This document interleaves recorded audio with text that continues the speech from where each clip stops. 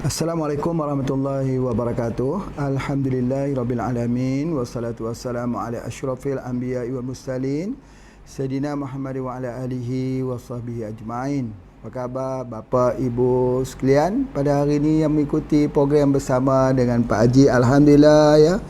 Di samping di petang-petangan begini sambil kita mengikuti program secara live ini dapat kita mempelajari banyak sebenarnya betul-betul orang Melayu khususnya dan masyarakat kita umumnya dalam perubatan di Nusantara yang Pak Haji kutip-kutip ya, kutip-kutip, himpun, melihat, memerhati ya, dan kita jadikan ini sebagai salah satu daripada kaedah yang dibukukan, yang didokumentasikan khususnya dalam bentuk video, didokumentasi dalam bentuk tulisan sebagai perawatan. Khususnya pada hari ini ialah perawatan selepas bersalin. Alhamdulillah, Masya Allah. Baik, bagi ibu-ibu sekalian, bapa-bapa juga yang mengikuti program ini sangat penting sebab kita terkait dengan perawatan ini pada setiap hari bertemu. Ya, dan hampir-hampir setiap hari Pak Haji membuat perawatan ya, ramai ibu-ibu yang mengadu sakit di bahagian pinggangnya ya, sakit di bahagian pinggangnya. Jadi salah satu sakit di bahagian pinggang ni ialah kesan daripada operation cesarean ya. Apabila orang tu nak melahirkan anak, dia buat operation. Bila nak operation, bukan operation tu sakit, bukan, tapi ubat bius yang dimasukkan di kawasan di tulang belakang tersebut ya, dibiuskan. Jadi kesannya itu untuk jangka masa, tapi bukan semua ya, tetapi ada yang selalu yang Pak Haji jumpa hari ini sudah boleh ditebak, boleh diteka. Kalau katanya saya sakit di bahagian pinggang ini, kemudian dia menjalar saraf itu, dia menjalar ke paha dan ke hujung kaki, ke tumit dan sebagainya. Itu semua adalah operation daripada menggunakan ubat bius yang dibius melalui tulang belakang untuk kelahiran anak. Ya, kadang-kadang 1-2 orang anak ya yang begitu. Jadi kesannya ini apabila seseorang itu bius di situ, maka sakitnya itu seperti sakit ya, sakit kadang-kadang itu seperti ditusuk-tusuk dengan jarum, seperti listrik ringan kena pada situ. Jadi oleh sebab itu maka Pak Haji mulakan kuliah ini bagaimana cara nak menghilangkannya, cara nak menghilangkan kalau sakitnya begitu. Dan satu hal lagi berdasarkan kepada pengalaman ya, ubat bius tersebut dia tidak boleh kalau orang tu sebab tu ada flu, ada sesama, ada batuk ya, dia makan ubat batuk, ubat flu sebagainya. Kerana ubat yang ada di tulang belakang itu masih ada, maka ubat kimia, ubat batuk, ubat flu yang diambilkan itu akan bereaksi dengan ubat kimia yang dibius di tulang belakang walaupun sudah 1 tahun, 2 tahun. Dia akan banyak menimbulkan masalah jiwa dan perasaan. Masalah hormon lah. Jadi bila kita kata saraf ada hubungan dengan hormon. Jadi kadang-kadang dia tak gembira. Kadang-kadang jadi halusinasi. Kadang-kadang dia nak obses, dia nak mengamuk. Ya, dia jadi tidak gembira. Di rumahnya dia hidup tidak gembira. Dan ini boleh berlaku kepada semua orang. Tak kira dia ustaz ke, dia ustazah ke, dia seorang orang penceramah kah, dia boleh berlaku pada semua orang. Sebab bukan dirinya, tetapi kerana kesan ubat bius yang diberikan di tulang belakang ketika melahirkan anak. Itu yang pertama. Yang kedua, begitu juga berlaku kepada perempuan yang keguguran. Perempuan yang keguguran ini biasanya rahim yang kosong itu dia akan mewujudkan satu masalah gas ya, yang mana angin sentiasa dia rasa penuh di dalam perutnya, itu rasa angin, kemudian dia naik ke dada ni, sesak nafas ini sebagainya, tekan dada ni, dia pergi ke belakang ni, urat belakang ni, dia jadi tegang di bahagian kepalanya. Kadang-kadang dia ingat nak mati saja, dia ingat tidak gembira, jadi hidupnya dia tak gembira dan dia jadi hitam putih lah, macam Pak Haji kata, jadi hitam putih, tak ada wangi-wangian lagi. Itu masalah juga gugur. Ada yang sampai meroyan. Meroyan tu hilang dia punya fikirannya. Jadi beroyan ini boleh berlaku kalau dia jadi begitu. Jadi oleh sebab itu maka Pak Haji nak tunjuk beberapa perkara jangan sampai jadi meroyan. Bila angin tu dia naik sampai ke kepala ini, kita yang pertama sekali antaranya jangan banyak membaca ketika kita lepas bersalin. Jangan banyak membaca. Kalau kita baca, apatah lagi kita baca handphone ya, kita fokus macam ni lah Quran ni, kita fokus itu banyak baca, itu akan menyebabkan boleh jadi meroyan juga. Dia tidak boleh sangat menggunakan bahagian mata. Ada dua anggota kita yang kita tak boleh guna sangat ya. Yang pertama ialah mata tidak boleh fokus sangat kepada pembacaan yang banyak. Yang kedua ini perempuan lepas bersalin ini, kalau kita bangkit, kita tekan begini atau kita tumbuk kita kata tumbuk apa tu, sambai lah ya. Jadi kalau kita gunakan ini dia akan kena ni urat seperti kena carpal syndrome. Kena ni, sakit ni 3 jari ni, kadang-kadang 4 jari begitu. Nanti akan juga Pak Haji terangkan ini sakit jari ni. Jadi dia tidak boleh menyapu. Begitu dia tak boleh nyapu. Tak boleh main golf lah. Tapi mana ada perempuan nak main golf lah. Kok kata main golf. Pak Haji nak ceritakan golf pun tak boleh main, menyapu rumah pun kita tak boleh main. Itu yang pertama. Sini mesti jaga. Ya, itu selalu akan berlaku. Yang kedua, mesti jaga mata. Yang ketiga, mesti jaga ketika kita berjalan. Ibu jari kaki kalau tersepak kena pintu dan sebagainya, aduh, darah akan keluar banyak. Di ibu jari itu ya, ibu jari harus jaga. Dan ketika kita selepas bersalin, gugur, kita kena ingat kita tak boleh berjalan macam orang duduk berkawat tentera tu, sedia sebagainya. Tak boleh begitu. Sebab kalau kita berjalan macam tu, tidak boleh, nanti dia peranakannya turun. Jadi bila peranakannya turun, nanti kita boleh lihat cara orang tu berjalan pun menunjukkan peranakan dia turun. Dia sering sakit pinggang, sering dia nak terkencing, makan saja nak terkencing, kemudian dia akan jadi macam.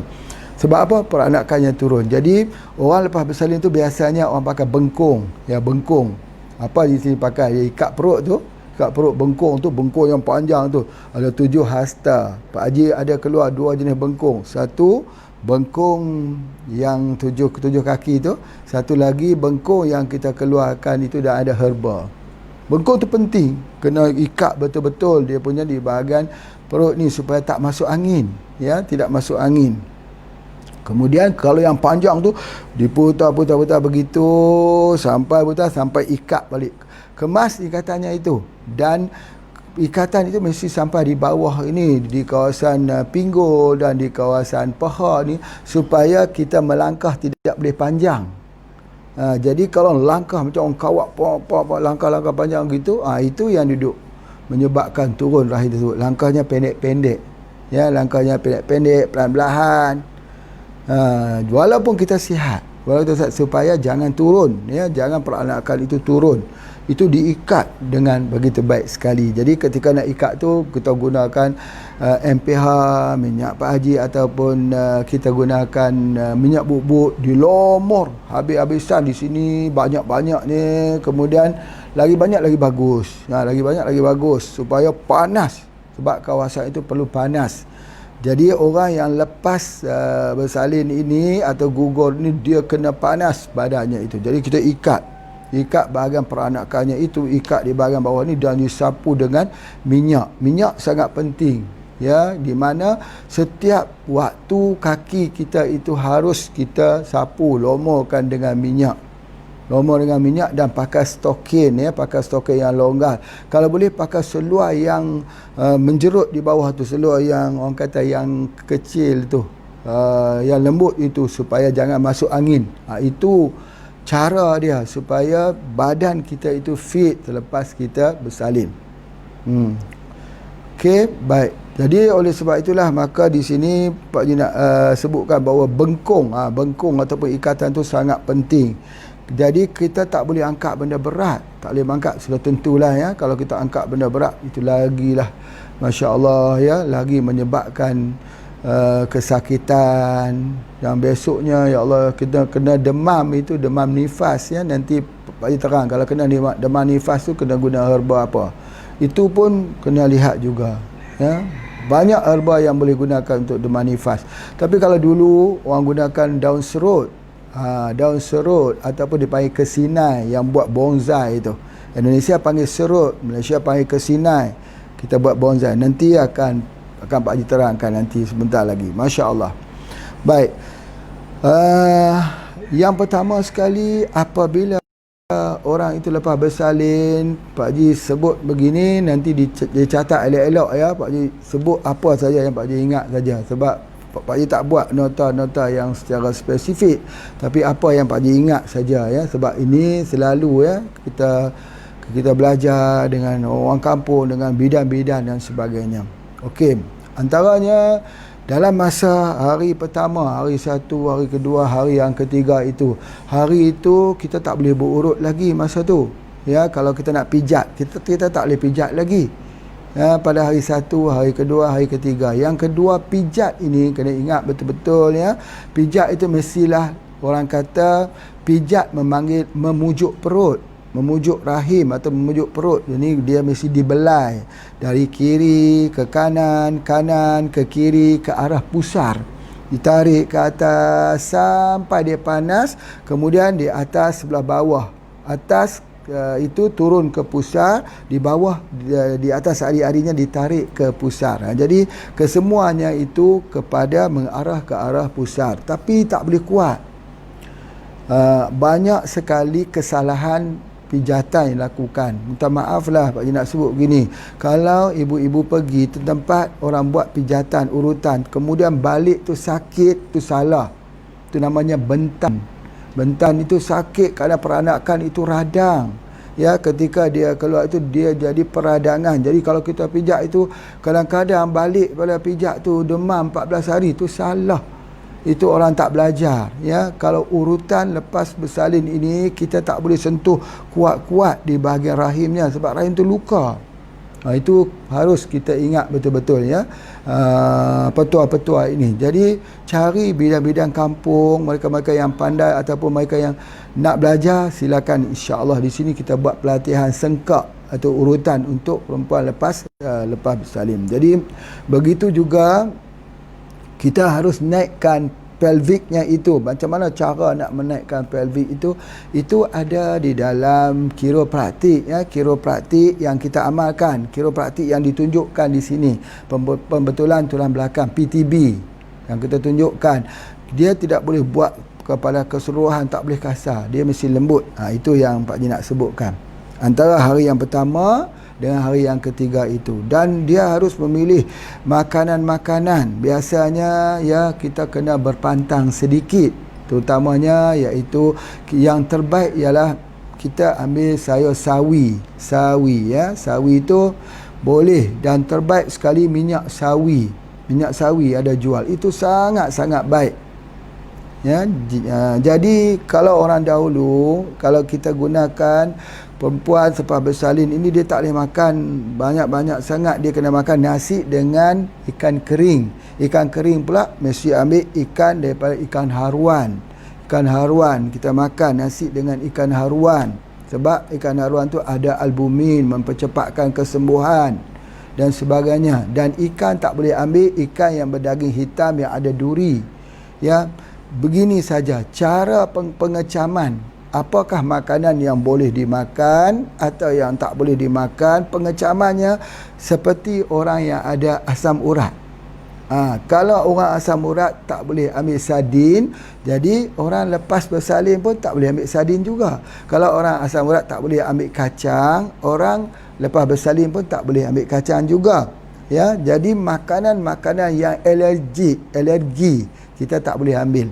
Sebab apa ya? Sebab kalau orang perempuan lepas bersalin atau gugur itu, dia mempunyai imuniti yang rendah. Jadi kalau dia pula diberikan dengan makanan-makanan alergik, makin lemahlah sistem tubuh badannya itu Dan selalunya kita lihat ialah dia akan mengalami masalah kurang darah, anemia. Anemia ini dia kena ambil madu lebah tualang, madu osteo. Ya, kalau dulu Pak Haji tulis itu madu osteo, madu lebah tualang. Pilih madu lebah yang hitam, yang warna dia hitam gelap. Itu yang paling penting, ya. Sama juga kalau orang ada masalah sakit ataupun demam nifas. Ni Pak Haji masuk sini dia punya cerita, tapi tulis cepat-cepat. Demam nifas itu sama juga, dia boleh ubat dia. Orang demam nifas, demam sebab nifas itu jangan bagi jadi meroyan. Ambil daging ataupun isi, daging bahasa Indonesia, isi bahasa Malaysia, daripada asam jawa. Asam jawa tu, asam jawa ni mesti asam yang dah lama. Kalau Malaysia panggil asam usang. Lagi lama, lagi hitam asam tersebut, lagi bagus untuk buat rawatan untuk wanita demam nifas. Jadi itulah juga yang kita gunakan. Jadi kalau kita guna madu lebah pun, ambil madu lebah yang hitam, yang warna dia hitam. Itu boleh gunakan. Madu sidir bagus hitam, madu osteo hitam, madu-madu yang kita lihat, letakkan madu di depan kita, itu kita tengok yang mana yang warnanya gelap. Amin tu. Kalau tidak ada yang warna gelap, ada warna yang tak gelap, boleh digunakan. Cuma yang terbaiknya gelap. Itu adalah antaranya. Itu hanya filosofi orang bila kita nak gunakan untuk perawatan ni. Warna tu ada filosofinya. Warna terang. Misalnya apa dia? Perempuan selepas bersalin atau gugur ni, dia kena ambil saya seorang yang warna putih. Yang warna putih. Misalnya apa dia? Misalnya kita panggil lobak putih. Lobak putih. Lobak putih diberi makan kepada perempuan selepas bersalin atau gugur. Pasal apa? Nak tambah susu, air susu ibu. Itu kita gunakan. Tetapi bila sampai nak guna lada, boleh guna lada putih? Boleh guna lada putih. Tapi baiknya guna lada hitam.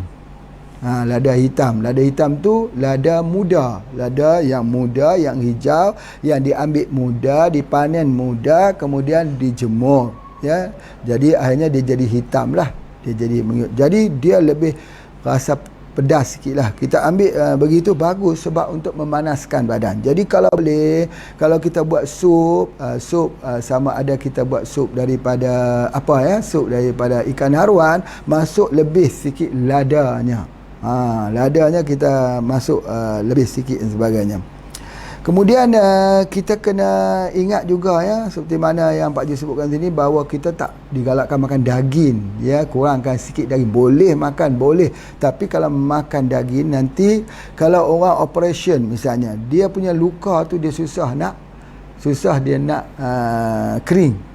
Ini kena lihat betul-betul, ya.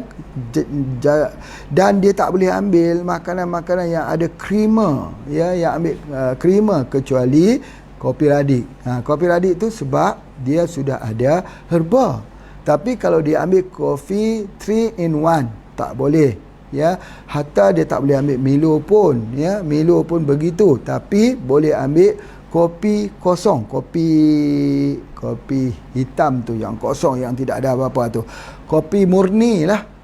Kopi Gayo di Aceh, dekat Gayo sana.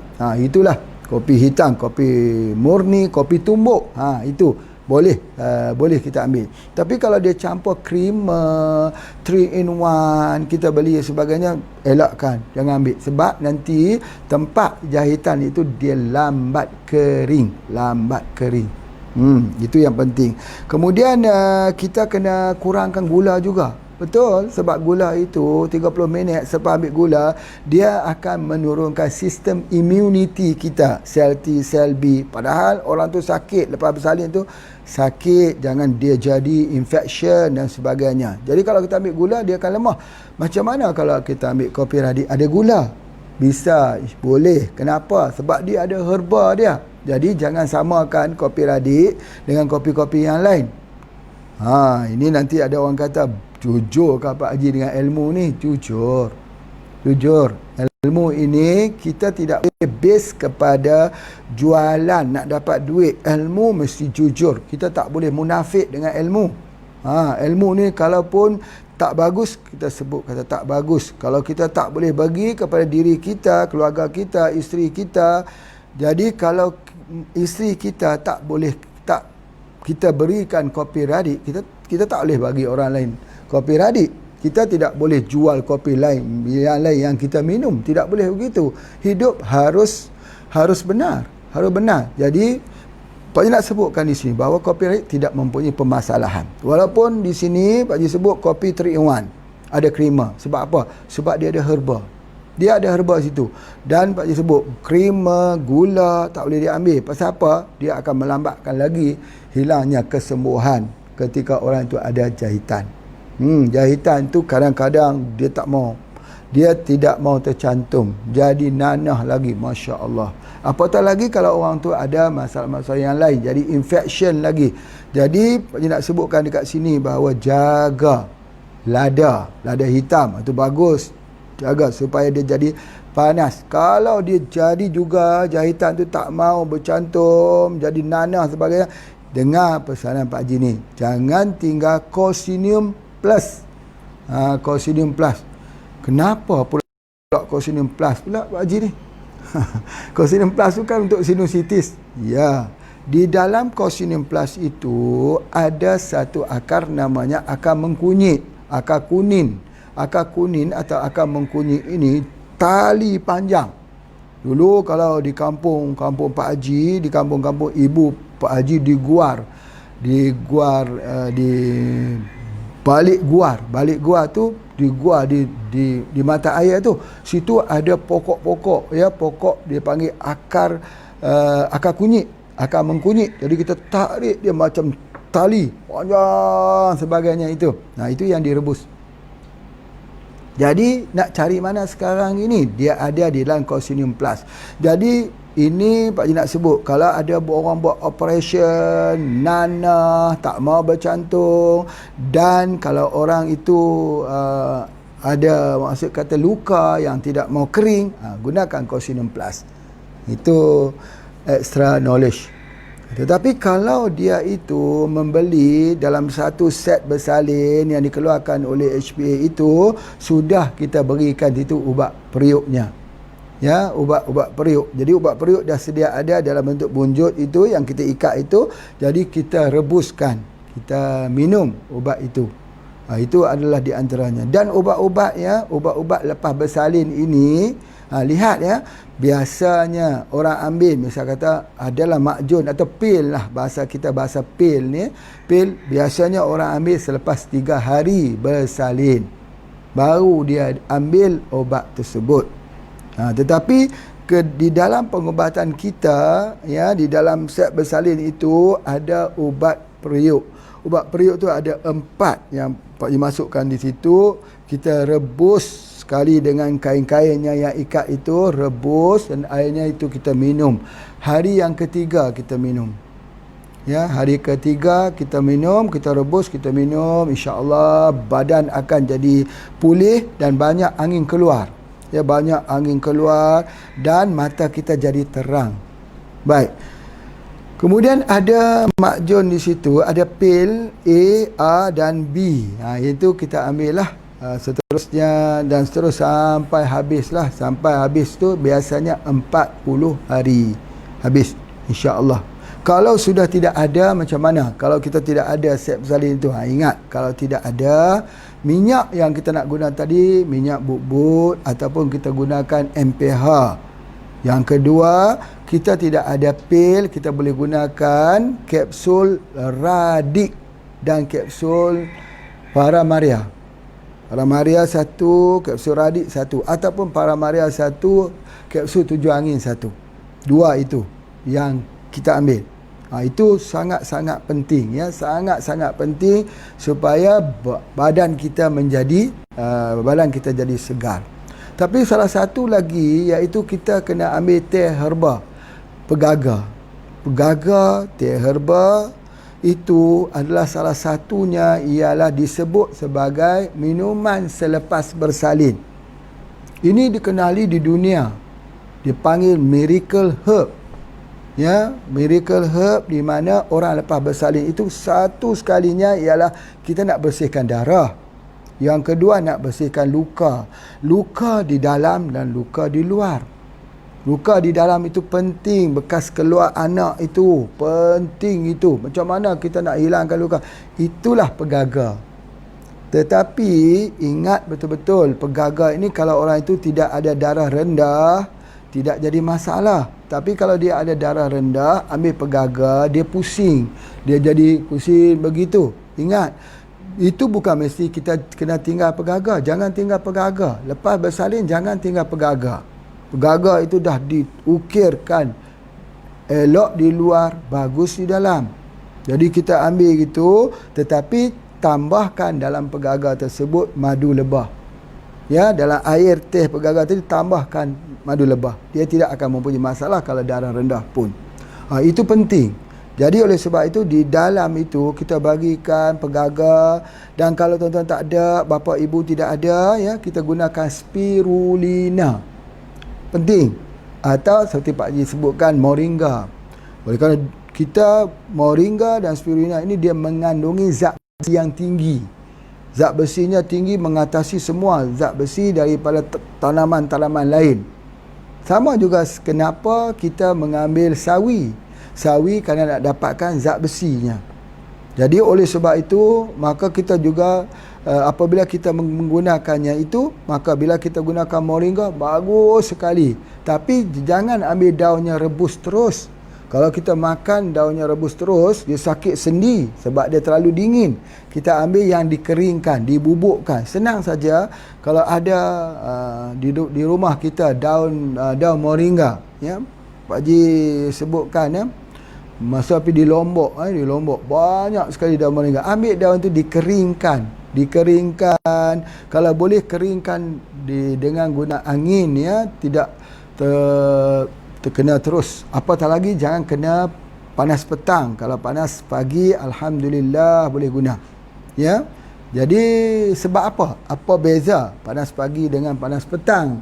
Ya, kalau panas pagi itu, waktu duha itu, matahari naik sepenggalah dan sampai tengah hari itu, ya, dia itu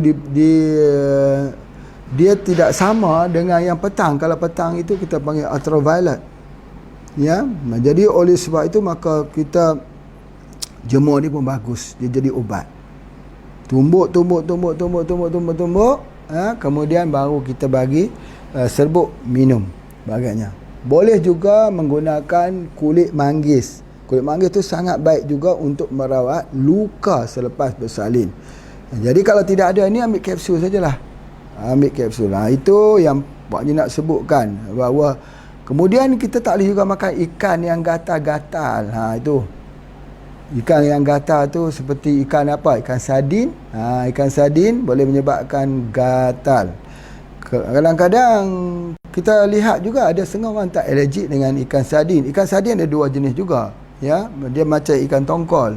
Kita boleh ambil yang putih, boleh ambil yang hitam dan sebagainya. Kalau ambil yang hitam tu memang seperti ikan tongkol, ikan duri, itu semua menyebabkan gatal. Begitu juga kita tak boleh ambil telur. Bukan sebab telur bagus. Telur itu ada albumin, tapi makanan telur itu diberi pada itik penelur itu daripada kimia. Ayam itu juga diambil daripada kimia. Kalau telur ayam kampung, alhamdulillah, bismillah, boleh sebagainya. Jadi ikan ini juga Pak Haji nak sebutkan bahawa termasuk udang, sotong, ya, cumi, kepiting, itu kena hati-hatilah. Kalau kita kalau kita sudah terambil tiba-tiba dalam keadaan kita itu bengkak, muka kita bengkak, gatal di tempat operation tersebut, bagaimana? Ya, keluarkan. Macam mana nak keluarkan? Keluarkan anti-rax. Anti-rax itu dia akan menghilangkan kesan keracunan. Bukan hanya untuk orang yang selepas bersalin, tidak.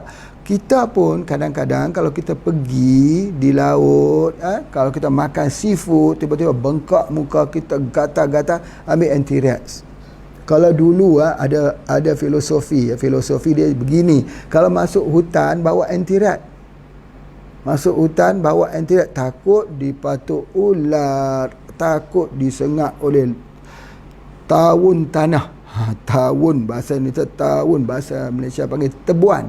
Tebuan tanah ni lebih racun, lebih racun daripada ular. Baru-baru ni ada seorang teman kita, saudara kita yang kena tawun tanah ini, Masya Allah. Ya, dan kita kena ingat, kalau kita sudah terpijak dia, ingat ni, ini kalau kita nak belajar masuk hutan, nak survivor dalam hutan ini, nak cari pencari akar kayu, ni hebat ni, cari akar kayu masuk hutan, survivor. Jadi kurus, fit. Selalu orang masuk hutan ni fit, badan dia bagus-bagus sebagainya.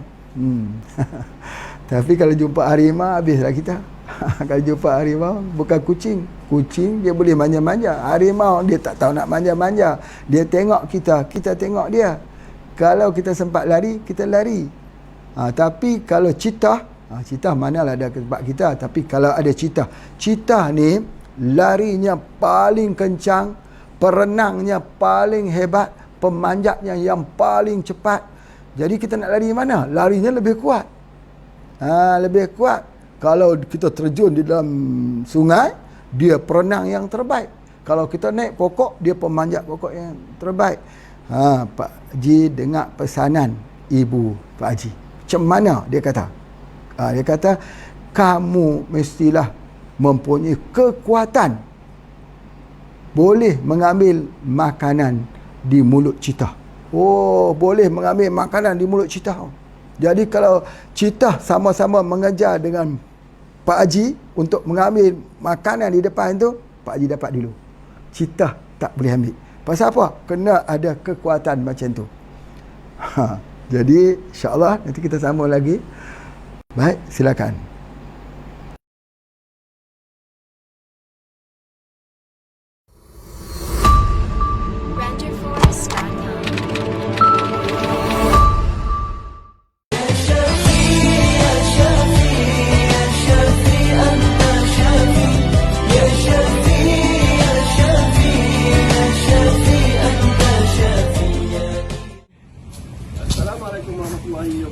Selamat datang ke Galeri Madu Aikroh Malaka.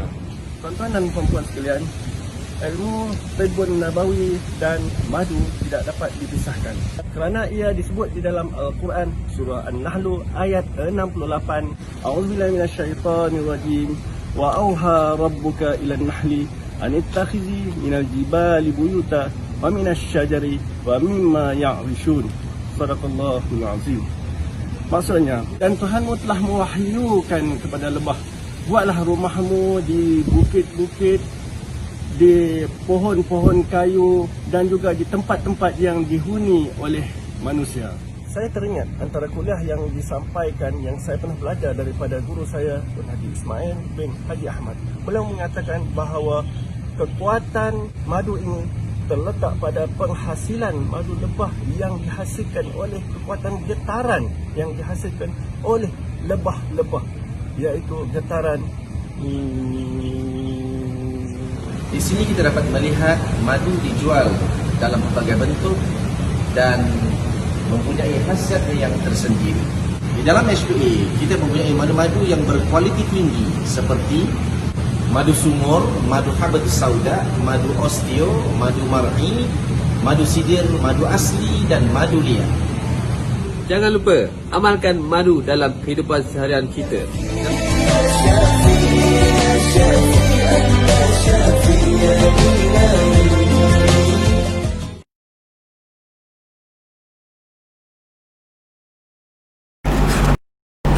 Alhamdulillah, Pak Haji teruskan lagi bahagian yang kedua ini untuk kita detail-detailkan sikit lagi ya.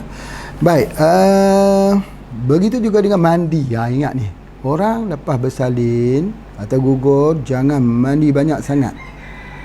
Tak boleh. Kalau mandi banyak ni masalah, badannya esok dia kena meroyan. Kalau nak mandi pun mandi sehari sekali cukup lah. Dan jangan mandi pada waktu malam. Dan ingat, waktu mandi jangan basuh kepala ya, jangan basuh kepala.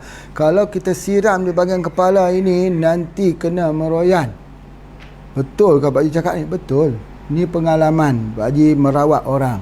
Ya, biasanya anak-anak muda lepas bersalin dia tak faham, dia mandi, dia rasa panas, dia pun pergi mandi. Mandi dia kena di bahagian kepala ini. Kita tahu ya, bahagian kepala ini dia bila dia sejuk dengan air, dia akan menyebabkan kurang oksigen pergi kat situ. Bila kurang oksigen, nanti dia akan jadi permasalahan dalam fikirannya.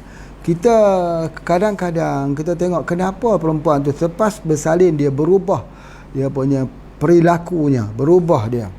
Ya, itu dah mulalah. Kalau dah berubah perilaku ni, pergi ke bomoh sana, pergi ke bomoh sini, dukun sana, dukun sini. Dia kata, ini orang buat ni.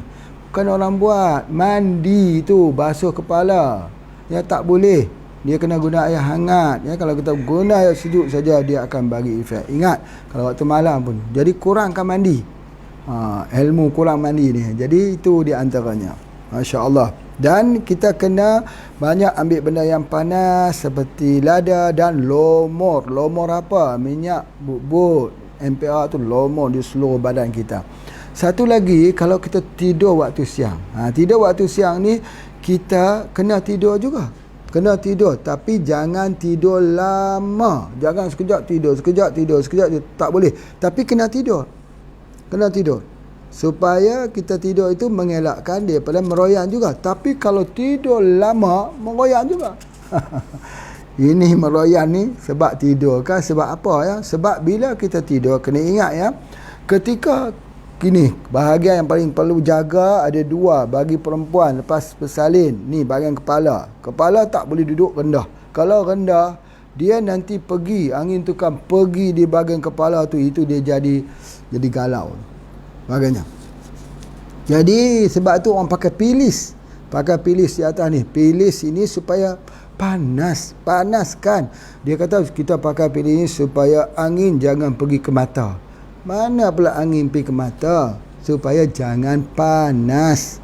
Jangan panas. Kalau kita pakai panas, kalau kita panas di sini, nanti mata kita itu dia jadi rabun, dia jadi blur. Bukan hanya itu saja, panas itu tak keluar, menyebabkan dia jadi itulah tekanan dan sebagainya. Jadi kita letakkan pilih yang panas ini. Senang saja sebut pilih itu, boleh buat sendiri juga. Sebut kunyit boleh kita gunakan. Kalau kita tak mau guna kunyit, gunakan sajalah tu bedak daripada tanah liat putih tu, boleh gunakan juga. Itu hati bumi yang ada kita jual tu juga boleh gunakan sebagai pilis ya, kita letakkan dekat situ. Ada orang tanya, Pak Haji, kenapa kita tak buat pilis ya? Kenapa kita tak buat pilis? Insya-Allah ya, untuk masa depan Pak Haji pun fikir kita nak buat pilis juga, insya-Allah. Baik. Okey, itu sebahagiannya. Kemudian Pak Haji nak sebutkan dekat sini susu. Macam mana susu? Boleh tak kita guna susu? Jadi kalau dalam pelajaran kita tak guna susu. Kalau susu dia lambat, dia kering, dia lembab. Jadi sebab itu kita boleh guna kopi. Kopi hitam itu, kopi tumbuk itu. Dan boleh guna kopi radik. Ini dia. Masya Allah. Jadi hasil daripada pemakanan begini, kerana orang kita sudah tak siap lagi seperti dahulu. Selepas bersalin, beli set bersalin. Hari ni orang dah tak mau beli set bersalin lagi. Susah katanya. Macam mana kita nak buat supaya orang tu sihat? Minum kopi radik. Senang saja. Kesimpulan dia, kunci di situ. Minum kopi radik. Dah. Semua herba ada kat situ. Herba untuk peranakan ada di situ. Herba untuk panaskan badan juga ada situ. Sehari berapa kali? Kena ambil minimal 3 cawan. 3 cawan tu maksudnya cawan kita lah. Cangkir kita tak boleh cangkir terlalu besar, air banyak tak boleh. Cangkir kita, cangkir tu itulah yang Pak Haji jual tu. Jadi kita gunakan cangkir itu. Itulah satu-satunya apa minuman untuk khusus kita bagi kepada wanita selepas bersalin. Mudah kan? Kalau dulu susah nak cari ke hutan dan sebagainya. Jadi ini sudah tak perlu. Jadi itu yang pertama. Yang keduanya, banyakkan halia, banyakkan lada. Banyakkan ambil temu lawak, temu ireng, temu kunci. halia, pahit halia, gajah. Semua boleh gunakan apa semua itu. Kunyit, sangat penting kunyit. Pak nak sebut ini kunyit itu salah satu daripada untuk rahim. Seperti mana yang kita belajar kita belajar filosofinya, mana-mana tumbuh-tumbuhan yang ada ubi yang duduk di bawah tanah itu. Itu baik untuk rahim. Sama, semua temu tu semua baik. Yang kedua, kunyit sangat baik. Halia, jahe sangat baik. Jadi sebab itu dia perlukan pemanasan badan. Sebab banyak darah keluar. Bila darah keluar ini, dia jadi dingin, dia jadi sejuk. Bila sejuk itu, dia nak kadang-kadang tergigit giginya itu jadi terkancing gigi. Jangan makan yang menjalar seperti labu tak boleh. Itu kalau dalam pengobatan kita, sesuatu buah yang kita ambil daripada buah yang menjalar tak boleh bagi makan. Terutama buah labu, kemudian buah ketola, buah timun pun kita tak bagi. Buah timun. Padahal buah timun tu bagus, tapi kita tak bagi. Sebab apa? Sebab dia menjalar. Nanti dia menggigil. Jadi oleh sebab itu kita ada ubat periuk juga. Kalau kita ada sini di Gang Pak Haji ni ada ubat periuk. Ubat periuk tu guna 4 jar air, rebus sampai tinggal 1 jar. Ada yang lelaki, ada yang perempuan. Minta maaf sikitlah, Pak nak keluar sikit dia daripada tajuk lepas episode ni. Banyak sekali orang lelaki pun yang mempunyai masalah angin darah. Angin darah. Apa tu angin darah? Angin darah ni berartinya dia datang sebab dia sebenarnya masalah pencernaan. Masalah di perutnya itu, dia makan, dia rasa berselera, tapi dia makan sikit kenyang. Kemudian dadanya ini sesak, berdebar-debar. Kadang-kadang dia rasa macam kena serangan jantung. Kemudian dia sakit di bahagian tengkok ini. Sama seperti orang perempuan kena meroyan, sakit tegang bahagian ini, dia ni gangguan fikiran. Dia rasa macam nak mati. Itu namanya angin darah. Angin darah.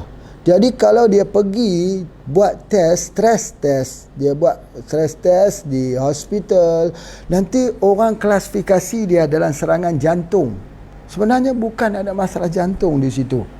Ambil saja ubat periuk, rebus, insya-Allah. 3 periuk, 1 rebus, minum, lebih kurang 15 hari, ambil 1 hari, 15 hari lagi, insya-Allah hilang perasaan tu. Hilang perasaan yang hilang semangat dan sebagainya. Jadi kalau kita tengok, kadang-kadang kita selalu kata meroyan ni pada wanita lepas bersalin saja. Meroyan ni pada orang gugur saja. Tidak. Meroyan ni boleh jadi juga kepada lelaki. Jadi, adakah lelaki itu meroyan? Ada. Ada lelaki bersalin? Tak ada. Tapi meroyan ada tak? Ada. Meroyan itu dalam istilah dipanggil angin darah. Istilah saja angin darah. Jangan diperbincang dengan doktor-doktor pula. Doktor-doktor pun janganlah banyak bertanya dekat kita pula. Dia kata, "Hai Pak Haji, mana ada angin dalam darah?" Memanglah begitu. Doktor akan kata angin tak ada di dalam darah. Kita pun kata tak ada angin dalam darah. Itu adalah istilah. Dia kata kalau istilah itu, kenapa istilah tak benar? Banyak dalam dunia ni istilah yang tak benar. Apa dia? Kita ada kuih badak. Ada namanya cucur badak. Kalau tempat bagi ni, mana ada badak dalam? Tak ada badak. Jadi istilah tak benar. Istilah dia sebab kuih itu dia besar, gemuk macam badak. Orang panggil kuih badak. Tapi mana ada badak dalam kuih tersebut? Begitu juga angin darah. Angin darah ni bukan soalnya angin. Doktor-doktor kena faham bahawa istilah orang kampung ni dia bukan tahu tentang gas. Tapi kalau Pak Ji kata ada gas, betul benar. Ada gas. Ya, gas itu hasil daripada pencernaan, daripada perut, asid hidroklorik, ya, ada enzimnya. Ya, enzim amylase, enzim pektin, enzim yang keluar gitu, dia menjatuhkan betul gas. Tetapi orang Tuan kita tak sebut gas, kita sebut angin. Angin adalah sebahagian daripada gas. Betul kah angin sebahagian? Betul lah, lebih kurang macam tu lah. Ya, di dalam angin tu ada bermacam gas, banyak. Ya, ada gas oksigen, ada hidrogen, dia ada berbanyak lagi dia punya gas-gas sebagainya. Jadi istilah itu jangan dipersulitkan. Jangan diperbahaskan. Ini kamu belajar apa ni, dengan mana belajar ni? Belajar dengan Pak Haji. Dia kata angin darah. Tanya dekat Pak Haji tu, ada anginkah dalam darah? Tak payah tanya macam tu. Tetapi orang tua-tua kita tak sebut gas, kita sebut angin. Angin adalah sebahagian daripada gas. Betul kah angin sebahagian? Betul lah, lebih kurang macam tu lah. Ya, di dalam angin tu ada bermacam gas, banyak. Ya, ada gas oksigen, ada hidrogen, dia ada berbanyak lagi dia punya gas-gas sebagainya. Jadi istilah itu jangan dipersulitkan. Jangan diperbahaskan. Ini kamu belajar apa ni, dengan mana belajar ni? Belajar dengan Pak Haji. Dia kata angin darah. Tanya dekat Pak Haji tu, ada anginkah dalam darah? Tak payah tanya macam tu. Nanti Pak Haji tanya, ada badakkah dalam cucuk badak? Nanti kita tanya balik. Jadi tak betul. Ini istilah, term. Bahasa ini saya panggil tanda kutip. Tanda kutip, betul-betul. Inverted comma. Ada dua tu. Artinya benda ni perlu diperbahaskan. Baik. Jadi angin darah ni pada orang lelaki pun jadi. Dia hilang semangat. Dia nak menangis. Jadi oleh kerana itulah maka dia perlu dirawat dengan gunakan ubat periuk. Ubat periuk itu ada di sini. Masya Allah, beratnya hampir sekilo untuk 4 jar tu. Harus direbus, minum, dia pulih balik semula dia punya tenaganya. Tetapi kalau orang itu sudah mengamalkan ubat hospital, berdasar pengalaman daripada Pak Haji duk jumpa lah kadang-kadang ya, satu orang tu dia datang ke sini. Dia kata dia ada semua, darah tinggi, kencing manis, sakit sendi, arthritis, dia susah hati, dia tak boleh tidur, dia sakit ngilu-ngilu sebagainya. Sebab terlalu banyak ubat kimia tu sekantung. Bahasa ni saya panggil sekantung ubat tu. Pak Haji pun ambil lah kelas. Oh, Pak Haji kata, oh ada 7 jenis rupanya. Dia kata bukan, ini yang hak saya bawa. Ada lagi yang belum bawa. Ada lagi. Ini pun sudah sekantung dah. Mata pun dah jadi kelabu sebagainya. Allah, sedihnya. Jadi bila orang macam tu, kita nak alihkan semula, tak boleh ambil bentuk kapsul. Tak boleh. Kena ambil ubat periuk, ubat rebusan. Peracikan yang dipotong-potong, rebus dia, bagi dia minum. Bila dia bagi minum, dia sakit dulu badan-badannya. Sakit dulu sebab dia nak ditokkan kimia-kimia yang ada tu. Jadi akhirnya dia boleh tinggal terus. Dia hanya ambil situ. Bila dia ambil sini, baru dia datang semangat balik. Semangat. Sebab apa? Semangat tu duduk di dalam tumbuh-tumbuhan. Bukan semangat tumbuh-tumbuhan pula. Bukan roh. Roh itu bukan. Ya, semangat tu ialah hormon. Bila kita ambil dalam hormon, ada phytoestrogen, dalam tumbuh-tumbuhan tu ada hormon. Ya, phytohormon yang ada. Tetapi dalam kimia dia tidak ada semangat. Dia tidak ada hormon-hormon. Sebab dia symptomatic treatment. Kita tidak. Di dalam tumbuh-tumbuhan ini semua ada yang efek terkesan kepada hormon. Masya Allah. Itu adalah antaranya. Jadi sebab itu, kalau kita nak jadi pengamal, baik kita amal sesuatu yang boleh mendatangkan semangat positif kepada kita. Jadi dia adalah herba. Jadi kalau tak faham juga, datang ke sini sajalah. Pak Haji tunjuk saja, rebus, minum. Dah, sudah, ikut saja. Baik, okey, seterusnya itu. Jadi oleh sebab itu ketika kita tidur, orang yang lepas bersalin ini atau gugur, kepala jangan rendah. Kepala tak boleh rendah, ya, tak boleh. Jadi kalau kita rendahkan kepala, nanti angin pergi ke kepala. Bahasa dia, tanda kutip. Itu dia antaranya. Baik, Masya Allah. Baik. Satu lagi yang Pak Haji nak cerita sikit lah tentang satu perawatan yang lama yang ditinggalkan. Tujuannya Pak Haji cerita ni supaya dirakamkan. Kalau dah Pak Haji meninggal besok, ada rekod lah. Nanti pengkaji-pengkaji selepas Pak Haji nanti akan mengkaji ucapan Pak Haji ni, insya-Allah. Ya, baik. Orang yang kena demam nifas. Demam nifas ni penting sekali. Dia jadi sejuk. Dia jadi sejuk, dia jadi rimah, dia jadi tak gembira. Pak Haji ingat lagi dulu dalam perawatan dia kena dia panggil umusibian. Apa tu umusibian ya? Yang ni dengar ya, ini yang Pak Haji pernah dengar ya, kuliah. Ketika rahim itu kosong, dia dimasuki oleh jin. Jin. Jadi bila jin masuk dekat situ, orang tu dia jadi perangai seperti anak-anak kan. Kerana jin itu jin anak-anak. Ini Pak Haji cerita jin-jin betul. Dengar sampai habis ni, jangan stop dekat sini, sebab ini nak cerita apa yang kita belajar. Kita belajar ni kita harus cerita semua. Tetapi nanti kita nak menganalisa, kita akan menganalisa kemudian. Jadi masuklah umusibian ini, jadi orang tu dia jadi macam keanak-anakan, jadi gila mayam betul-betul. Main batu batu selambut, kalau sini panggil batu itu batu kecil-kecil tu, main dia sak-sak dia ketawa, sak-sak dia menangis, sak-sak dia menyanyi. Kadang-kadang dia boleh buang pakaian semua, dia menari dan sebagainya. Ni serius ni. Pak Haji bukan nak cakap pasal ni. Boleh jadi gila betul-betul.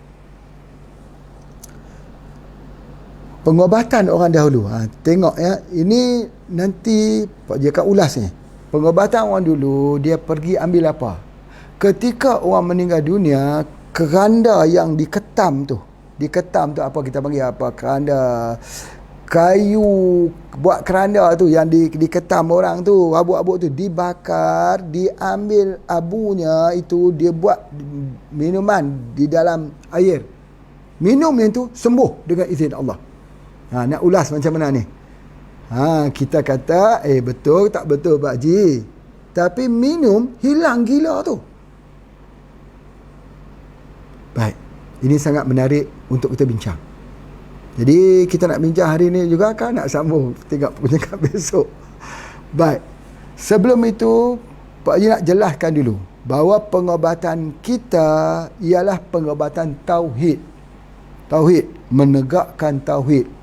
Pak Haji tak banyak bercerita tentang makhluk-makhluk halus ni, sebab nak mengajak kita kepada alamiah dan ilahiyah, bertauhid kepada Allah Subhanahu Wa Taala, dengan tidak menakut-nakut dengan benda-benda yang pelik-pelik macam ni, benda yang aneh-aneh macam ni. Apakah Pak Haji tak pernah berjumpa dalam alam-alam begini? Pasti jumpa. Kalau orang belajar dengan ilmu apa, pasti jumpa. Tapi kesemuanya kita kunci masuk dalam peti, kita kunci, kita lock, anak kuncinya itu kita buangkan saja supaya tak dibincang orang. Yang kita bincang ialah bagaimana untuk mensucikan Allah, untuk membenarkan kalimah la ilaha illallah, kerana kita adalah khalifah Allah di atas muka bumi ini. Baik. Apa yang Pak Haji nak sebutkan dekat sini, bahawa ketika tubuh badan kita jadi lemah, ya, kita faham bahawa ketika tubuh badan kita jadi lemah, fikiran kita akan jadi galau. Masa itulah gangguan itu datang di jiwa kita. Gangguan daripada syaitan. Syaitan itu minal jinnati wan nas. Daripada manusia pun ganggu juga, jenis jin juga gangguan itu. Tetapi gangguan-gangguan ini, syaitan ini dia boleh ganggu bila kita menghadapi masalah lemah. Lemah bukan sudut fiziknya saja, tapi lemah dalam tanda kutip akidah. Bila kita menyerah berartinya kita percaya, kita mengulang-ulang, ulang sebut. Jadi oleh sebab itu kita jangan pergi ke situ. Ya, jangan kita pergi kepada pengobatan begitu. Cumanya bila seseorang tu ambil abu daripada kayu yang dibakar, dia adalah cakul, dia adalah arang, dia ada karbon aktif. Benar pengobatannya di sudut alamiahnya. Berartinya kalau ada terjadi macam tu, tak perlulah pergi cari ke kayu keranda di mana sebagainya. Ambil saja MPH, minyak MPH tu. Kerana dalam minyak MPH itu, minyak Pak Haji itu atau minyak bubuk itu, yang hitam itu adalah arang. Ambil arang tu saja, bagi minum dalam air hangat, insya-Allah dia akan menangkap semua gas-gas yang keluar itu, dan orang itu dia tak jadi gila merian. Gila merian. Masya-Allah. Doanya apa? Doanya ialah suratul Fatihah. Baca suratul Fatihah. Baik. Bila dia sudah sampai kepada meroyan ini, dia sudah pun menjadi meroyan begini, maka dia akan datang banyak halusinasi. Halusinasi ini kebanyakannya dalam kajian Pak Haji kerana ada heavy metal, logam berat. Jadi kita merawatnya itu dengan logam berat. Baik. Bila kita jadi demam nifas ini, dia jadi demam, dia jadi tak gembira, dia jadi obses, dia nak mengamuk, dia campak apa tu. Kadang-kadang anak bayi dia pun dia campak. Bukan setakat tu saja, kadang-kadang dia bunuh anak. Dia bunuh. Dulu pernah berlaku satu kes di Malaysia ini, ketika suami dia pulang, dia manis-manis saja, ajak suaminya makan gulai kari. Suami dia makan, dia kata ini ayam, yang dia masak ayam, padahal itu adalah daging anaknya yang dipotong. Dia kata ayam ni ada lebih lagi, ada dalam peti ais, ada dalam kulkas. Suami dia pergi tengok, rupanya dia bunuh anak dia. Pasal apa? Ini yang orang kata baby blues. Baby blues ini sakit meriah ni, wujud dah, wujud. Sebab itu di dalam undang-undang di Malaysia, Indonesia tak tahulah Pak Haji, Malaysia ada tempat duk rujuk juga. Apa dia undang-undang dia? Dia kata tidak dijatuhkan hukuman mati bagi ibu-ibu yang melakukan perkara-perkara yang boleh menyebabkan kematian dalam keadaan dia terjadi penyakit tersebut. Betul ni. Jadi oleh sebab itu, maka kena ingat bahawa kita kena membaca doa. Doa. Ini bukan main-main. Ini bukan gurau-gurau. Ini benar-benar berlaku. Gila, betul-betul gila. Bukan galau. Bukan. Jika galau tu, ya tak apa. Galau tu sasau. Masa kita panggil sasau, Indonesia panggil galau. Bukan. Baik, jadi sebab apa? Sebab apa terjadi demikian? Kerana selepas daripada bersalin, dia tak jaga. Dia tak minum kopi radik. Lepas pada bersalin, dia tak minum madu lebah. Lepas daripada bersalin, dia tak ambil lada hitam. Dia tak ambil satu benda yang panas. Dia makan buah yang dingin. Dia kena penyakit itu. Dia mandi, basuh kepalanya. Dia kata, aku tak hirau sebagainya. Jangan nak. Jangan. Sayang hidup. Rugi hidup kita ini. Dengarlah betul-betul. Sebab Pak Haji ni ramai anak. Paling ramai dengan penonton-penonton ni Pak Haji rasa belum ada lagi yang boleh sampai 18 orang. Anak ramai 18 orang. Jadi tengok isteri hamil, sakit, macam mana, lepas bersalin, daripada pengalaman itulah Pak Haji bercakap di sini. Itu dia antaranya. Salah satu ubat yang paling baik sekali, ini kita nak sampai kepada Pak Naim kita ni. Ubat yang paling baik untuk demam nifas. Apa dia? Pokok bonsai. Pokok bonsai kesinai. Pokok bonsai kesinai itu, kalau Indonesia katanya kesinai, dia tak tahu. Pak Haji cuba rujuk sekali di Indonesia, dia kata pokok godong. Pokok godong atau serut. Banyaknya orang panggil serut. Dulu ketika pergi di Jogja dengan Pak Supri, apa khabar Pak Supri? Jadi jumpa dengan Pak Supri, pergilah makan dekat kedai-kedai tu, kedai makan tu. Tunjuk dekat Pak Supri, Pak Supri itu dah pokok dia tu, pokok kesinai. Oh, di sini kata Pak Supri orang panggil pokok serut. Alhamdulillah. Jadi itulah yang Pak Haji tahu, kata pokok serut. Pokok serut ni dengar betul-betul ni. Sebab dah ramai orang sudah tak tahu tentang kelebihan pokok serut ini. Yang pertama sekali, dia bagus untuk liver, untuk hepatitis. Di mana kita ambil daun dia. daun dia. Kita rebus bagi minum, daunnya itu baik untuk hepatitis dan baik untuk bisul. Bisul pun hilang sebab dia cuci darah. Itu kita ambil daripada daun. Tetapi kalau akar dia untuk apa? Ni jarang sekali orang tahu. Akar kita gunakan untuk epilepsi, untuk sawan tarik. Rebus akar dia tu untuk epilepsi, untuk ayan bahasa Indonesia panggil. Banyak ni serut. Tapi kalau di Malaysia ni banyaknya pokok kesinan, orang buat bonsai. Bonsai ni, kesinan ni tumbuh di utara saja, di tempat Pak Haji saja, di utara, di Perlis. Mungkin di Kelantan ada juga, ya. Tetapi di sebelah Penang, belah Perak susah nak jumpa. Jadi ada, kalau nak kena pergi tempat Pak Haji lah, epilepsi. Yang kedua ni, dia adalah untuk pembengkakan yang kita katakan inflamasi. Apa juga kalau ada kita punya akar, ya, maksudnya kalau ada bengkak di tubuh badan ni, kita rebus, kita bagi minum. Itu dia antaranya. Dan dia adalah antiseptik, ya, antiseptik untuk kita guna untuk luka, ya, dan sebagainya. Kalau itu akar dia. Ini yang lebih menarik ialah yang pertama, kulitnya. Kita ambil kulitnya. Kulitnya itu, ya, dia adalah untuk menghilangkan racun dalam badan. Dan orang tua-tua dulu guna kulit ni untuk ni demam nifas. Demam nifas. Kita pergi ziarah orang, pergi tengok dekat dia, sebab apa ni? Dia kata aku demam. Demam. Sebab apa? Demam. Demam lepas bersalin. Nifas. Oh, subhanallah. Pergi cari produk Pak Haji namanya CCG. Kerana CCG itu sudah ada pokok serut dan pokok ataupun pokok kesinan.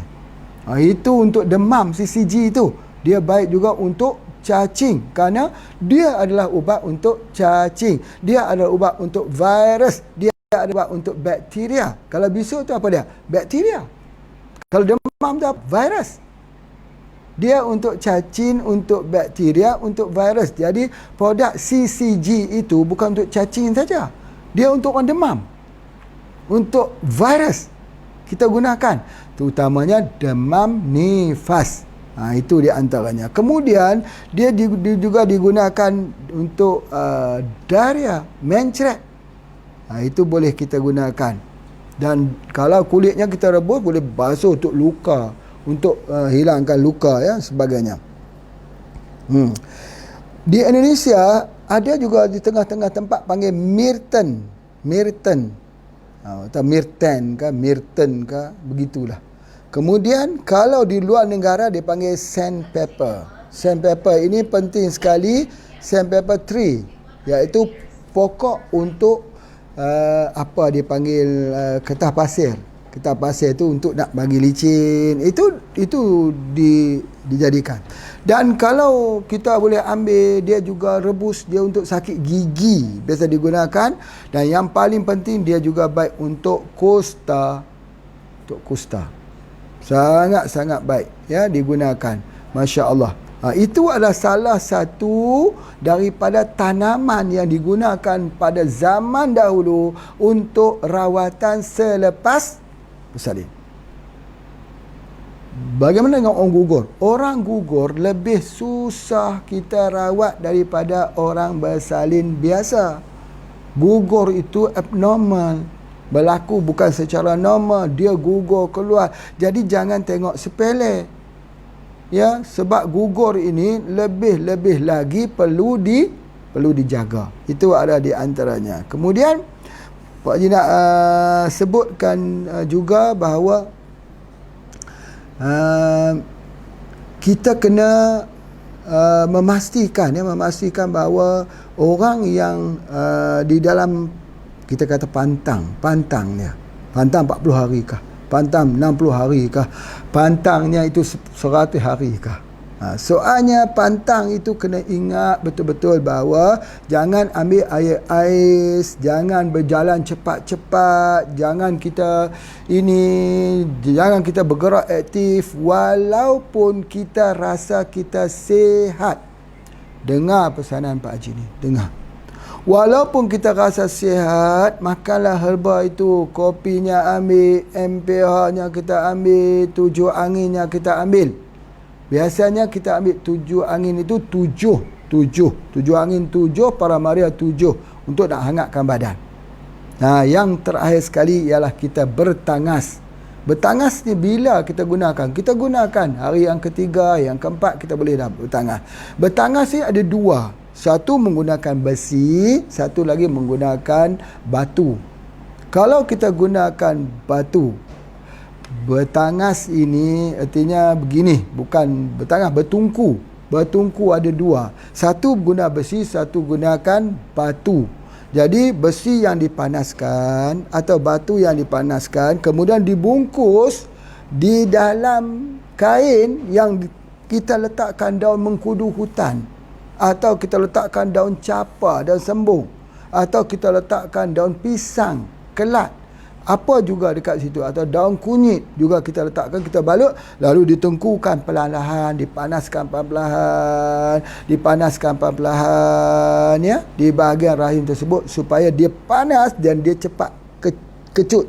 Lagi cepat dia mengecut, maka lagi cepat dia berhenti pendarahan tersebut. Makin cepat kita sihat. Dan jangan lupa ya, ketika kita bertungku tersebut, kawasan bawah perut betis, itu penting. Bawah perut betis itu penting sangat ya. Dan bawah tapak kaki. Bawah tapak kaki kena tungku juga. Kalau ada batu, letakkan kaki. Dia mesti panas. Kaki perempuan lepas bersalin atau gugur mesti panas. Tak boleh jadi dingin.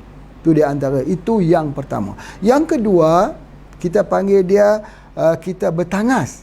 Bertangas juga kita ada herba-herbanya. Boleh gunakan daun selasih, boleh gunakan daun serai wangi, boleh gunakan daun capa, boleh gunakan daun pisang kelat, boleh kita gunakan kesemuanya itu ya. Kita masak dan juga halba, kelabet.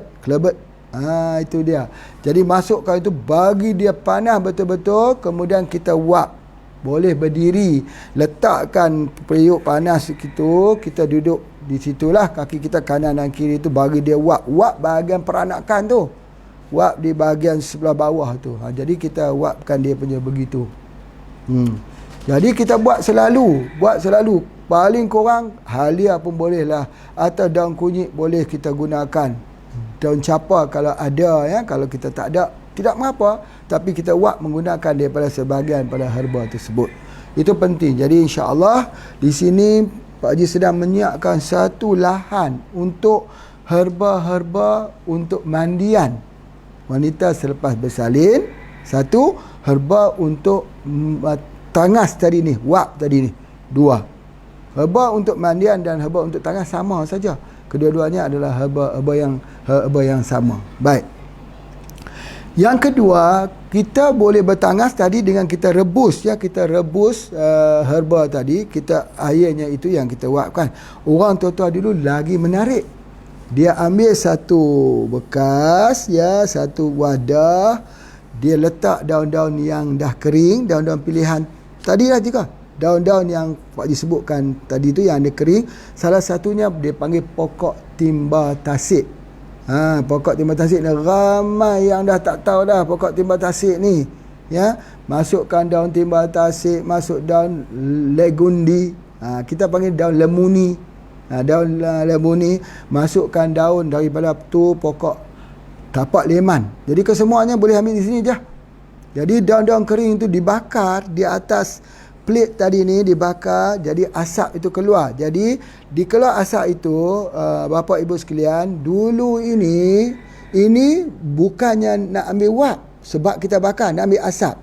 Ada tempurung batuk kelapa yang jantan, yang besar gitu, yang ada lubang kat atas tu. Jadi lubang tu dilubangkan betul-betul, lalu dicekup kat situ, diserkup. Jadi menyebabkan asap itu naik lurus betul. Itulah yang dikenakan khususnya pada peranakan wanita tersebut. Jadi bila dia dia akan berdiri di situ, buka kaki sikit, letak dia punya itu, asap dia naik lurus saja, itu insya-Allah. Itu satu kaedah yang sangat baik. InsyaAllah Pak Haji bersiap untuk nak membuat dia punya herba-herba ni kembali di sini. Jadi boleh datanglah nanti. Itu di antaranya. Kemudian kita mandi herba. Kita mandi herba ni boleh kita mandi paling-paling kurang serai wangi, ya. Kita rebus, lepas tu kesinai, lepas tu akar dedap. Itu antara kita buat ubat mandi. Ataupun kemudian minum tu kalau boleh halba itu, kelabat itu dimasukkan. Begitu juga boleh gunakan susu apa, susu ni kita ambil dah ketika dia sudah dah hampir-hampir kering. Dan kalau dalam ubat periuk set bersalin yang Pak Haji keluarkan, ada satu lagi herba, kita gunakan herba untuk membasuh. Ini sudah 40 hari. Bila kita 40 hari, herba tu direbus, ya, dengan menggunakan satu pokok, satu herba yang digunakan. Dia rebus, kita ambil herba tu, kita basuh, ya, basuh untuk membuang semua daripada kuman-kuman sebagainya. Dan bila kita sudah mula basuh gitu, berartinya darah akan mula kering. Jadi kita tidak boleh membasuh hari yang kedua. Nanti hari ketiga dah kering dah, tak boleh. Jadi kita sebenarnya kita nak bagi darah tu panjang atau darah tu pendek.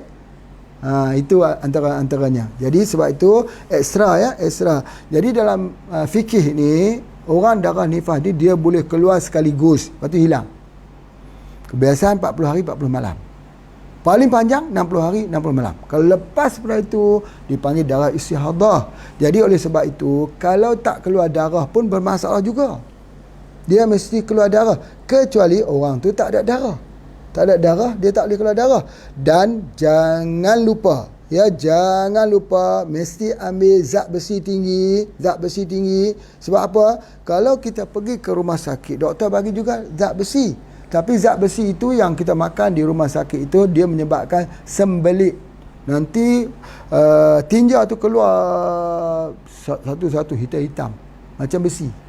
Jadi itu di antaranya. Jadi kita tak boleh macam tu. Sebab dalam pengobatan kita tak boleh sembelit. Nanti kalau perempuan tu sembelit, dia susah buang air besar. Nanti bagaimana dengan luka dia? Waktu dia nak buang air besar tu kan melibatkan tekanan dan sebagainya. Macam mana dengan luka dia sebagainya. Jadi tidak betul kaedah tu. Guna spirina, lawas lagi, tenaga dapat lagi, muka jadi merah balik sebagainya. Minum madu lebah.